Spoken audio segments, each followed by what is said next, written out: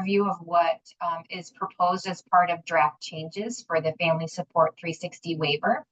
We're also going to hopefully hear some public comments from and some feedback from you all, as well as any questions that you might have. Our goal has continued to be throughout the changes we're experiencing around agency with choice, has been to really minimize disruption for people supported and their families.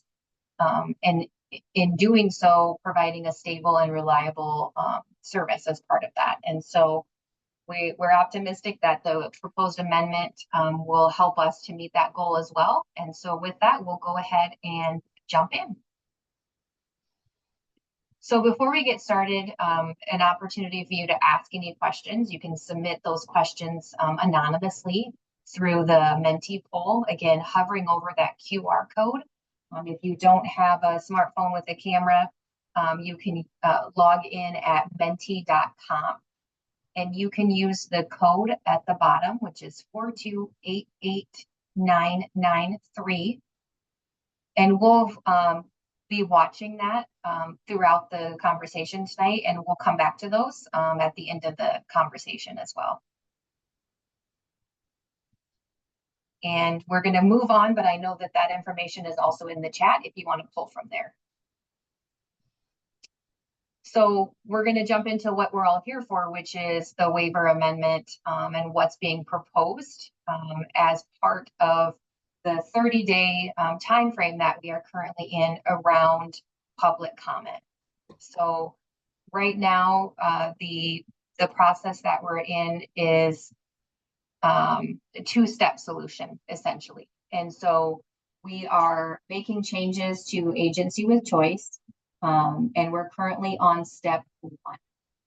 So as part of that, the waiver amendment that we're reviewing is specifically targeted around onboarding a new vendor for agency with choice, but we're also working as we can to add additional items, and we'll go through that as well. And again, so that's step 1, which is finding a stable and sustainable solution. So through this process, we've partnered with you all through the feedback that you've graciously shared with us. We've used that feedback to guide our discussions with the identified vendor or agency with choice going forward, which is Consumer Direct Care Network. We've also hosted several town halls. We're planning to do listening tours. We've also launched a family support work group. We've had 2 meetings of that group. And we've also scheduled this time, as well as another time on Thursday, as an intentional carved out time to get that feedback on the waiver amendment. But also please know, outside of this meeting, you can submit your feedback in writing as well up until the 26th of June, which is when that 30-day window ends. So that is step 1. That's where we are now. Step 2 is where we are going, or the future amendments and things that we know are ahead of us yet, right? So we're going to continue to work to modernize and transform agency with choice. And we'll do that in partnership with you all through continued town halls, continuing to host and participate in listening tours. We are going to continue that family work group. We're also going to have an additional waiver amendment to implement other changes. And then we'd also just like to know how best you'd like us to engage with you through these step 2 in particular. So that we've historically done surveys and other things in order to get feedback from families. But if you have other ideas, you can let us know in the chat, and we will factor that in as well as we move forward into step 2 in the coming months.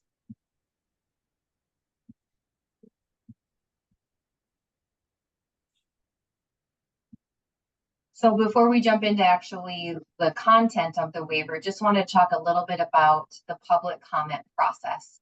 So because we're bringing on a new agency with choice vendor, that is a significant change. And so the Division of Developmental Disabilities is required to amend the Family Support 360 waiver because of that. And when you amend a waiver, the Centers for Medicare and Medicaid Services require public comment. It's a very prescribed process, and public comment is a part of that. And so as you can see there, the very top area has the green check. And so that's what we've completed so far. So we published a public notice and a draft of the amendment, and that was published on May 28th. The next bullet point, which is green, this is where we are at right now. So there is a 30-day comment period. This period is open until June 26th. And so we're hosting these town halls in addition or as part of that public comments. The town halls is not a requirement, but we wanted to do that in order to make sure that we're creating a lot of opportunity for folks to share feedback with us. And then the bottom bullet there, which is in black, that's not yet started because that is what happens next. So when this public comment period ends on June 26th, the state will then summarize all of those comments, and as part of that summary also has a response to the comments, and that is actually all collected and gathered as part of the waiver submission that goes to Centers for Medicare and Medicaid Services.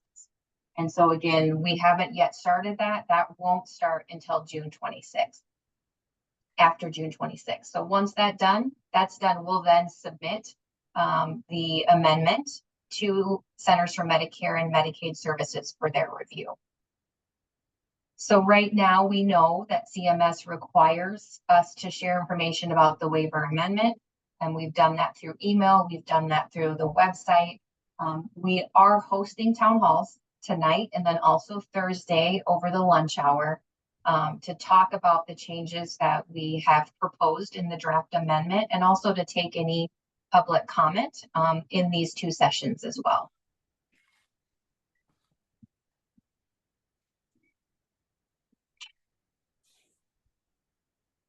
So with that, we'll jump into what's actually being a proposed change as part of Family Support 360 waiver. So the first area that I wanted to highlight is the amendment changes who can be an agency with choice vendor and how the Division of Developmental Disabilities selects them. So specifically, it changes the rules for who can be a vendor. So right now, agency with choice vendors must have over 5 years of experience, and they must also not necessarily provide other family support waiver services.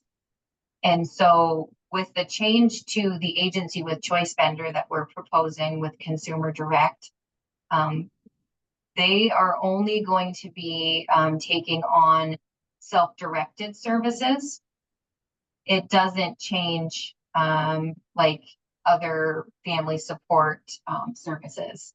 So those specific services are, employment, personal care, respite, and companion care. Those services that we've typically called services that are self-directed. The next thing that is being revised is how providers are selected. Right now, there's a process when a request for proposal is initiated, but because of the amount of work that needed to be done in a very small window, we opted to not go through the request for proposal process because we needed to move so quickly. The next area is of change is around how the state pays agency with choice and common law vendors. So South Dakota will pay vendors every month at a set amount for each person that's in the program. The waiver confirms that these payments will not affect participants who are supported by the waiver, their specific budget. It does require that South Dakota have at least one provider for agency with choice and common law. So that is what is changing. It means that it allows for new vendor types to offer agency with choice services in South Dakota. Specifically, the division can hire and pay for a new vendor like Consumer Drug Care Network, who we're currently in contract negotiations with.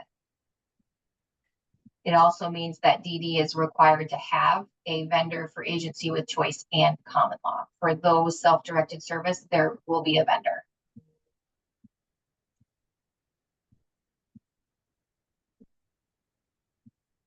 The waiver amendment also explains how people can use services. And so what's changing in the waiver is that you can use respite services with people that you live with. You can use companion care in groups of 5 people. And in both cases, this would need to be reflected in the individual support.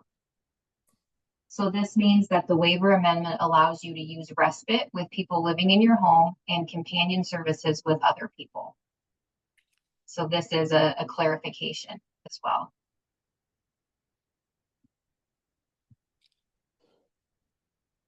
The waiver amendment also helps to explain how people can pay their employees. And so agency with choice in particular is adding a range for wages essentially within the agency with choice model. So this means that you would select the rate to pay your employees from within that range. So this means essentially that the waiver lets you decide how much to pay your employees based off of that identified range. And so the range is not yet set because we're reviewing the existing data around what the current range is for those who use this service now. So we don't yet have an identified range. We know that one exists, but this really will help to formalize that as well.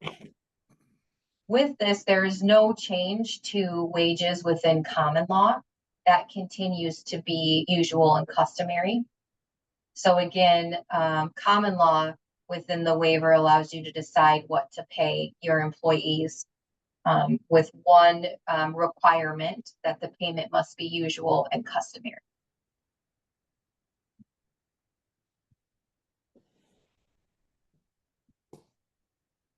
The amendment will also help people get extra support through supported decision-making and authorized representatives.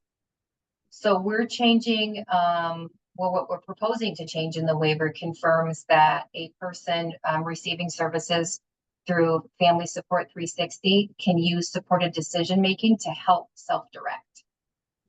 Essentially, supported decision-making means that you decide, the person receiving the services decides. You can get help with whatever you need as far as self-direction, and that can be from family, friends, or other people that are trusted. The proposed waiver amendment also adds a new term, authorized representative. And this is essentially someone that you would choose to make decisions for you. This person is also called a legal representative today. This is a little bit different from what we know as supported decision-making. The authorized representative makes the decision for you. So essentially, these changes means that the waiver will continue to let you self-direct your services with whatever supports you need. The waiver will also continue to let you have someone you trust, like your family, to direct your services on your behalf. And then lastly, family support coordinators will continue to play an important role in helping people supported and their families to self-direct services.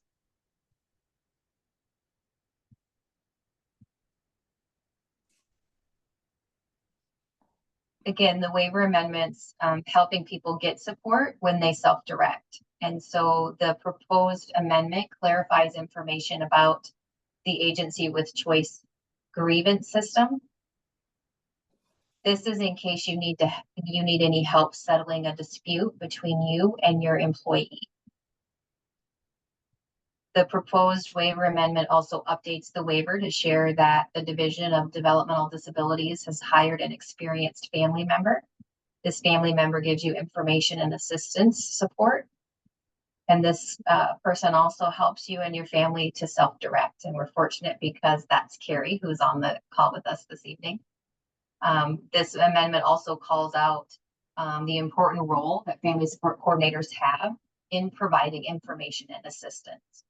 And again, FSCs are family support coordinators.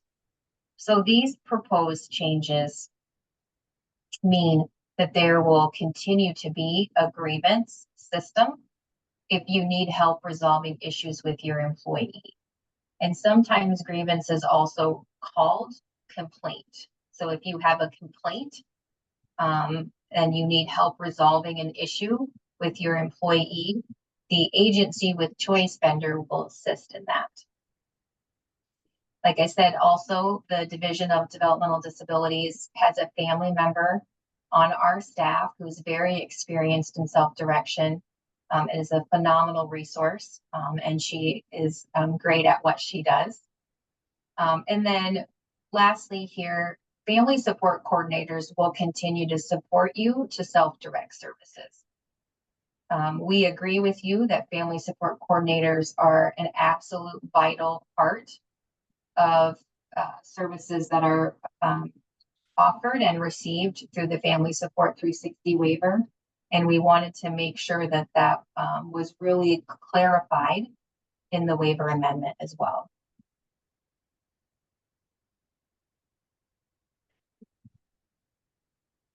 So we're also proposing a change in the waiver amendment to add a new type of provider. This provider is called Organized Healthcare Delivery System. And this type of provider usually offers other services that are a part of the Family Support 360 waiver. And so as you can see here, these other services include nutritional supplements, specialized Medicaid adaptive equipment and supplies, specialized therapies, and vehicle modification. So this waiver amendment explains that the Organized Healthcare Delivery System is a vendor that provides at least one other Family Support 360 service. And so this matches how we have outlined this type of provider in our other waiver, the choices waiver as well. So those are mirrored and consistent.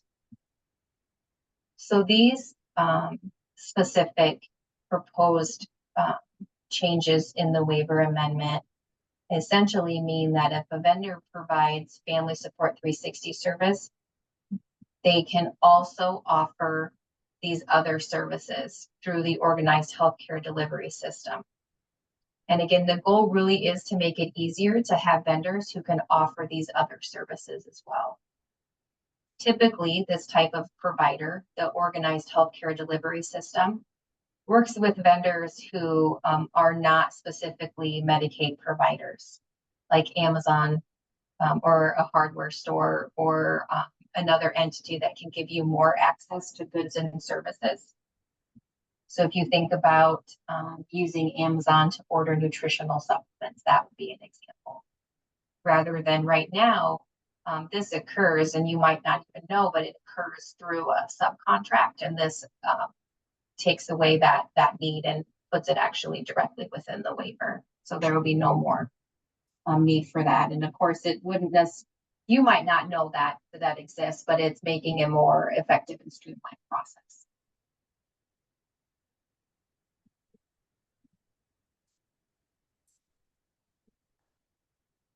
The waiver amendment also talks about and helps to explain the new front door process at the Division of Developmental Disabilities. You might recall that in June of last year, so already a year ago, we changed how people ask about and apply for developmental disability services in South Dakota. And so as part of that, we're proposing in this amendment that when a person enrolls in Family Support 360 and they're part of the assessment process, that can happen in a more effective way than what it has historically. So essentially that means that through this updated process, a person would submit the required forms to us at the Department of Human Services, specifically the Division of Developmental Disabilities. Our staff then review that form, and as part of that review, screens the person applying to ensure that they meet the requirement of the eligibility specific intellectual or developmental disability. And then if the person passes that screening, they're essentially moved over to the Medicaid review to determine if they're eligible on that component as well for Family Support 360 services. So at a high level, what this does is allows this two-part process, which has always been in existence, to happen more quickly for families. And so it allows us to do this initial screening with the Division of Developmental Disabilities, and then without, what can be at times quite a delay for families to complete one and then complete the next as part of the overall process. And so again, this will only affect people that are newly applying for services. It wouldn't affect anybody who is already receiving services right now. This waiver amendment does not change the current annual requirement to review level of care on an annual basis. That's actually something that's required and will not change. So again, essentially, this proposed change helps to streamline the eligibility review process for Family Support 360.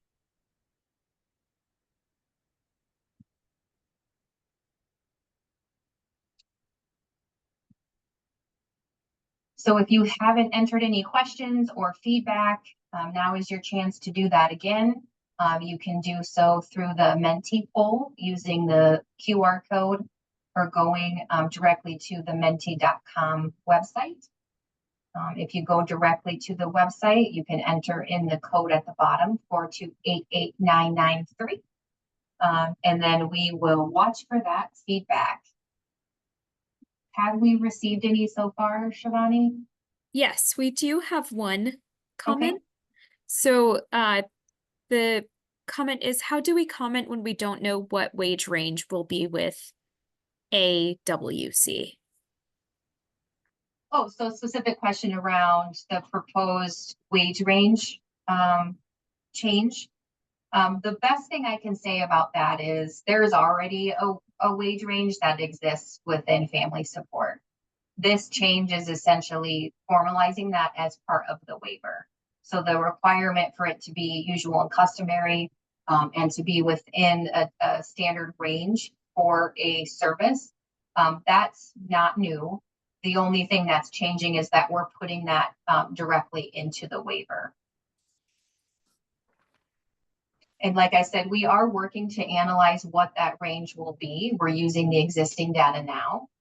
So that means who is using, like, for example, companion care, and what's the typical wage range for companion care service within Family Support 360. And Joey, there's a follow-up question to that. What is the current wage range? Again, we're currently reviewing that, so we don't yet have that full data.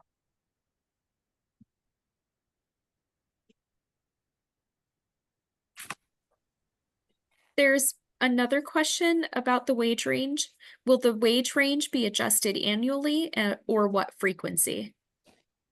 That's a great question. So that will be a point that we will review. Because wages change, right? Economies and whatnot certainly impact the employee's wage. And so that will be reviewed. Typically, I think that's generally reviewed nationally on an annual basis, but that is a great question. And then will the waiver need to be updated as federal ranges change?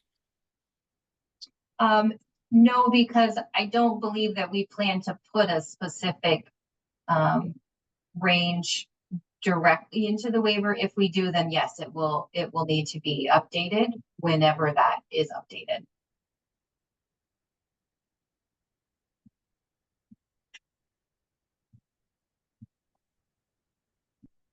There's Hi. another, oh, sorry, go ahead. This is Terry Joy. I have a couple of questions, if you won't mind. Of course.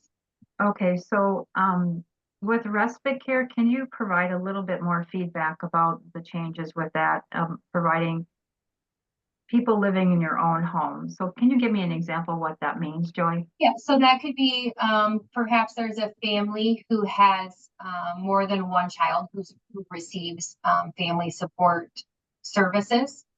And let's say both of those children have respite care services. They would be allowed to have that at the same time by one provider. Okay, okay, perfect, thank you. Yes. And then another question, if I could, on the new OHCDS. So can you explain that to me a little bit? Because that's confusing to me. You had mentioned Amazon and yes, and so this exists now, but it exists with the current family support providers through a subcontract. So what this does is it allows new vendors to take on this role. So like, for example, if I think I use nutritional supplements, but for example, if a family has in their plan nutritional supplements, they would be able to purchase that through one of this provider types without having to route it in the way that it is now. okay. So again, it might not be even noticeable to families, honestly, Terry, because it's only just kind of changing the process behind the scenes, but it helps to clarify it and actually open that up so that we can have more of this provider type. Okay. So and so that would then not require us to have subcontracts, correct? Is that Correct. what we're thinking? Correct. We're easing that up then. Yes. And so okay. So and so like current family support service providers currently are subcontracting. And again, with this change, upon approval, if they're providing at least one other service, there's no longer a need to subcontract for that. okay. Okay. And then just one question so what we, and maybe I'm making this harder than in my mind, but we currently support family to self-direct already and, have supportive decision making and such. So what would be the difference with changing the waiver and I'm kind of trying to think is what are we not doing now within the waiver that excludes the family or participants for self-directing? Does that make sense? Yes, and we're not doing anything. This is something that cleans that up and makes it very clear that that is allowable. Okay, perfect. All right. Thank you, Joy. Yes.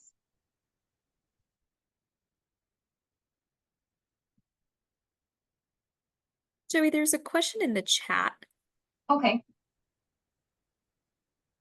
Question is, I'm a little confused with the authorized rep and how that differs with self-directed decision-making through family, friends, and trusted others. Okay, so the supported decision-making is when a person identifies that a trusted adult or a trusted friend, whoever that is somebody that can help support them to make decisions maybe around which services they have, their schedule, that type of thing. An authorized representative is a legal representative who can act on that person's behalf. Where supported acts with, the authorized acts for or in place of.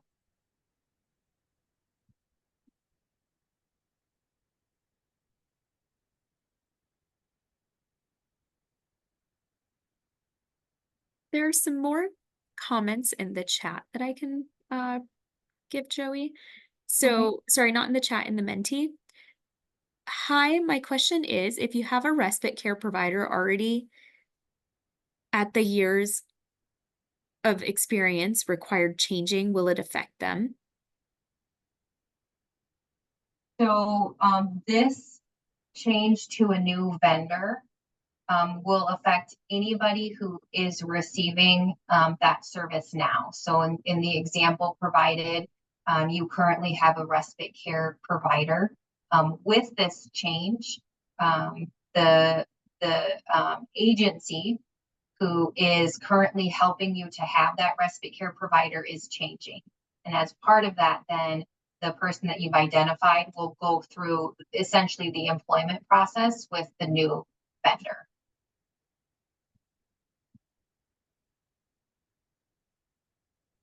There's another comment. What in the waiver prevented our state to go outside of the state and not with a local vendor?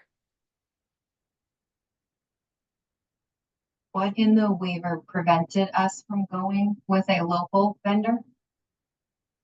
Prevented Was our that state to the go question? outside of the state and not with a local vendor. So I think it's what prevented us from going with a local vendor versus out of, and therefore went out of state. Oh, I see the question. So we did many weeks of I would say investigative research on the best options. Again, our goal being a stable and sustainable solution. And through that process, we identified it again with our national partners at A&M to help us identify several providers that were experts in this area. And again, we are in contract negotiations with Consumer Direct Care Network, which has over 25 years of experience providing this type of service.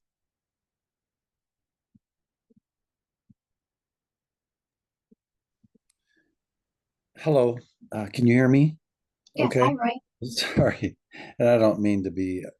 Sometimes I'm a little bit behind the curve, maybe a little bit, but I've been filling out this all this paperwork for Acumen. So is that a separate thing from the new provider that you're looking for respite? Is that what I'm understanding? Yeah, that is separate. So Acumen is still a type of self-direction, but it is common law. And so the proposed waiver amendment isn't impacting anything around common law or changing that. Yeah, and what's the difference between common law and self-directing? Or am I? So I'm sorry. probably the best way to summarize that, Roy, is that with agency with choice, it's a co-employer agreement with the participant and or their family and this vendor. And with common law, the family really is the employer. Okay, right. And So, so Acumen basically serves as a fiscal agent to help complete the required by law employment process, such as payment, right? right. But really the family is the employer in that situation. And so what we've been doing is the other way, right? Not common law up until this point. So historically, we have largely been only agency with choice. And the way that we've done that is not typical. We've had the common law option for about a year. Okay. So it's still relatively new as well. Yeah, it's confusing too. A lot of paperwork. So I'm It is sorry. confusing. I would recommend, and I know she just took herself off mute, but Carrie is your go-to, Roy. We will make sure you are connected. Carrie, will you want to add anything? Yeah, I was just gonna say hi, Roy. I think we talked at a different town hall. Yeah, we never got to meet. But the good news is I'm actually out in Rapid City right now, and so if you'd like to meet in person, I would love to sit down with you and meet in person. So let's. I'm gonna drop my email in the chat, and then let's get connected this week. So I need to look at the chat and then, okay, and then find that. Sorry. No, that's a great question, Roy, and that's what we're here for. We are here to help. Right. So Carrie, you're putting something in the chat now, and then I need to just take down your email address to get in contact with. She's gonna put her email in the chat so you can see it. And Okay. my And phone then you- number. I'll put phone number too, Roy. Thanks. Appreciate it. Thanks, All right, you Carrie. guys. Thanks for your help. Thanks so much, Roy. Yep. Bye. I do see a question in the chat also about having two kiddos, well, teenagers. Can one provider and provide care for both in one visit? So the example that I gave was respite care. So once the waiver is approved, this amendment, then yes, that would be allowable for respite care to be provided at a single time.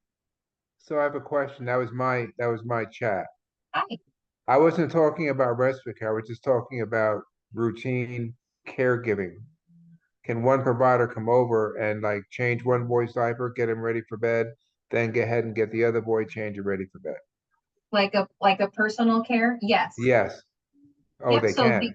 because they would, as long as they're enrolled and are a qualified employee, they would be able to do that because essentially, specifically with personal care, that's an independent service. We wouldn't Okay. consider that kind of as a group service.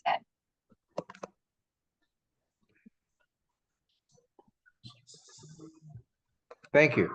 Yes, of course.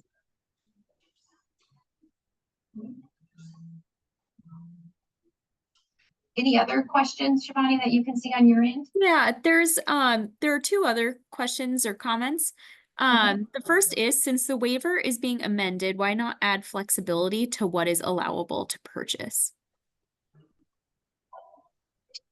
I'm not exactly sure if there's a specific example there, but what I can say is, again, this is the first amendment in order to help us really get a solution to agency with choice.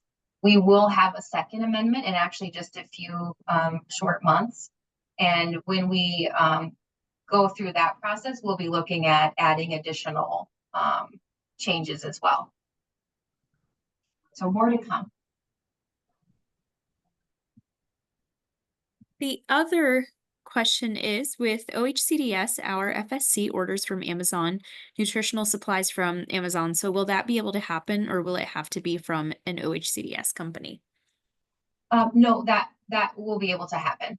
That your coordinator is doing that because there's this already exists. But like I said before, this basically just changes kind of what happens on the back end of how that service is provided.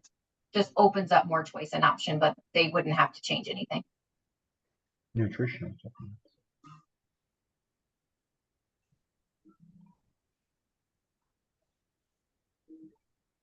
So one question, if I could, with Of the course. streamlining the process,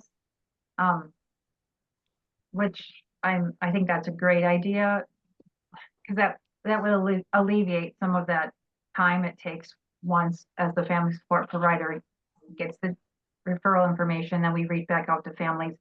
Will DDD or the intake specialist then be if I understand that correctly, will they then at the same time be working with the family to complete that DSS portion of that and then send that on, or what, versus us as a family support provider sending that on? Is that correct? Yes. So because that process would already be approved within the waiver, that we should be able to remove that step, but I can get clarification, Terry, and follow up as well. Okay, yeah. And so, because as of right now, we send in the information, then DDD, or the division, sorry, I'm using acronyms, but the division then sends that on to DRT. And so I'm wondering how that will lay out. Oh, are you talking about eligibility? You're talking about eligibility. Yeah, I'm talking about eligibility. Okay. Yeah, for the DSS side. Yes. So that process, if it goes to a disability review team or a need for something outside of the typical eligibility, we would still go through that process. Okay. So again, our goal really being to streamline that so that families aren't waiting Right. any unnecessary amount of time. Okay, and then, so do I understand that correctly then, if this is, a process that can be, changed within the waiver, then when the referral comes to us, they would be through all of those parts, the Yes. eligibility piece, the financial review, and the Correct. DRT, correct? Okay, Yes. great. All right, well, that's great news. I appreciate that. And I'm sure a lot of Yes. families would appreciate that, so, okay. Yes, and that should sound familiar because we have worked to make this change because of feedback on the Right. process, right? And so we're committed to improving that and doing what we can to streamline it and making it easier. Okay, great. So. Thank you, Joey. Of course. I see your question in the chat. Is there something as parents we need to do now when we use companion care and respite care? No, you shouldn't have to change anything that you're doing right now. But if you have a question, your coordinator is the go-to, the best person to take. Very specific individual examples too as well. Shivani, was there anything else? I'm not seeing anything new in the Menti. Okay. So Joey, I kind of have just an overall question. This is Ashley. So anybody that asks questions here, then does that go on the waiver amendment that have asked here, or is this just the answer? The questions are answered and it doesn't go on.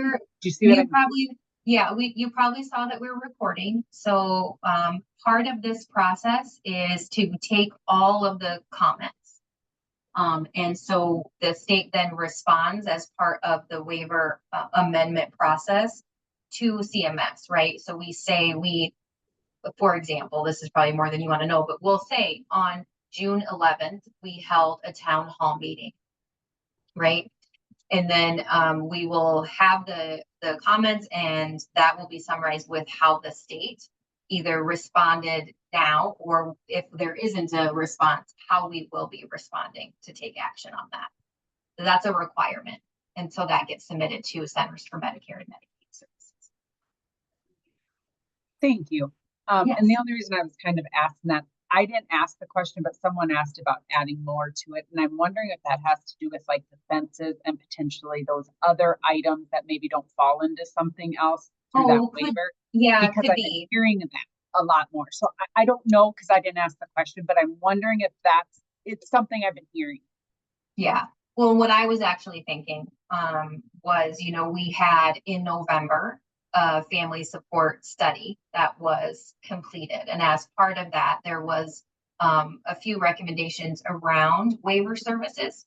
And so we're actually adding some of them now, identifying the coordinator's role, the grievance procedure, and then, Carrie's position as a family advocate. Those are actually very key things that are out of the family support study that we're clarifying at this part. So we are ahead of schedule there. And then the second amendment will be looking at other services. So any additional feedback we've received, the study, we'll try to work through that as well. So, but it might be, maybe it's a combination of both of the things we were thinking. Thank you. I thought I was overstepping there. Just thought I'd ask. That's great. Thank you.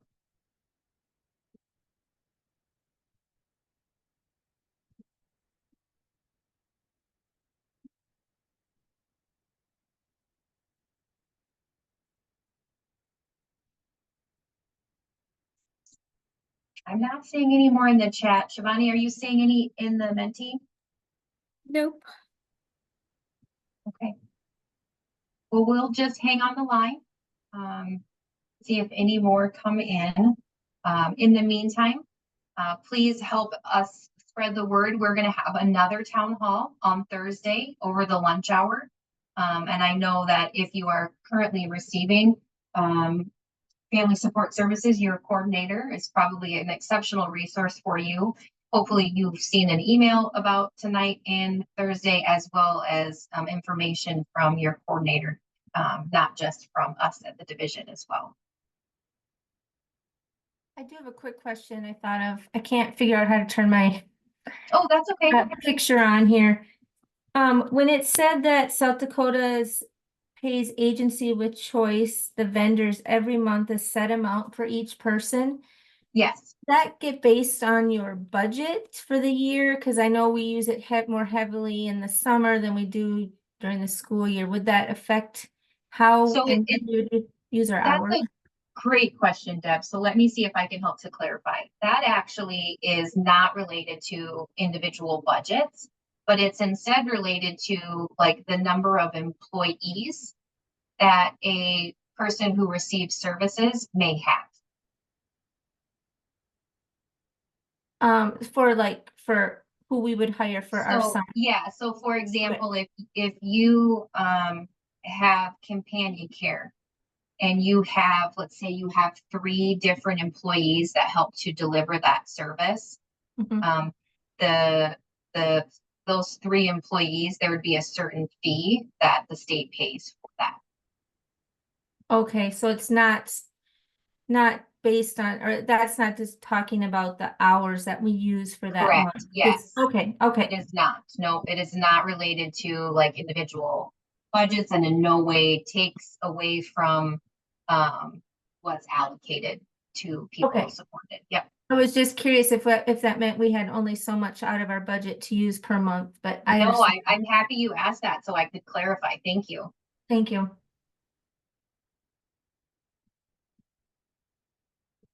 So to piggyback off her question, is there going to be a limit of how many providers someone has? Because I know I have a couple people that have some college kids that do it, so they might only work in the summer, but then they might work a lot in summer and then not the other. So is there going to be a cap on, let's say, companion care providers? That's a great question, Ashley. And actually, because we're still in contract negotiations, that's one of the things that is not fully confirmed, but the state has asked, so you know, and for everyone knows that there would not be. Thank you. Yes.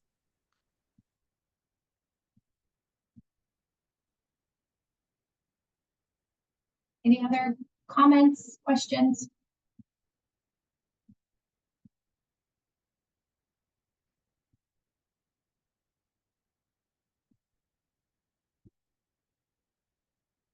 Well, I know that everyone is busy. The summer is absolutely a busy time and we certainly appreciate everyone joining, spending time with us this evening. I'll stay on the line if there's any other questions, but if you have to drop off, please know that I personally thank you. The department thanks you for your willingness to provide the feedback.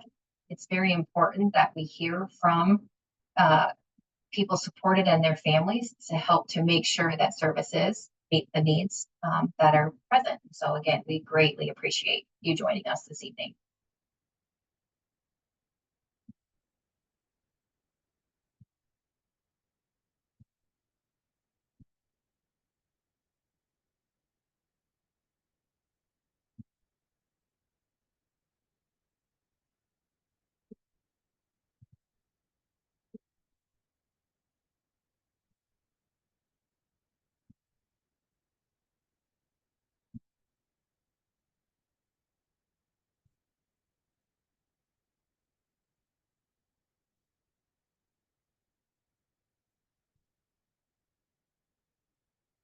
Shivani, you're not seeing anything else in the Menti? No, nothing new, just Okay. those 8. Okay. Well, we'll just hang out for a little bit more in case anybody has a question come to them.